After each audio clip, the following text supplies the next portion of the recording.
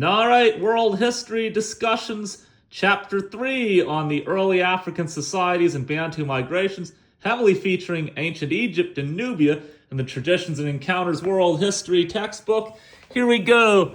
If you saw the prelude video, which had nothing to do with history, it had to do with my cow nightmare. It was based on the catchy opener of this chapter and how the jackal-headed mummy god probably was in the book Tut's Mummy and may have inspired me to have the nightmare about the cow putting its head in my window and tickling my back. That was in the previous video. One thing I left out in the previous video for comic relief, and I promise we'll get into some history after this, is that my dad, when I was about 4 years old, got me shades for my window so I wouldn't worry about the cow putting its head in the window.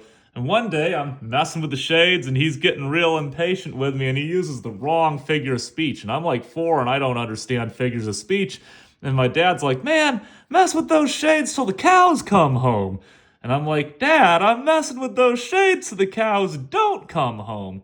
But anyway, mummification was done by basically putting a hook through the deceased person's nostril and then using all sorts of salts to extract all the moisture from the body, and then preserving the body in a human-like structure so that the person could technically go on living after death. And these mummy tombs were filled with all sorts of goods and things that the people would need in the next life. So our catchy opener in Chapter 2 on Mesopotamia was the Epic of Gilgamesh, and it was about how death was the end of an individual's existence. Unlike the Mesopotamians, though, the Egyptians believed death was simply a transition into a new dimension of existence. So mummification was done to preserve people for the afterlife. We're going to get into all of this much later, but that's your catchy opener on mummies.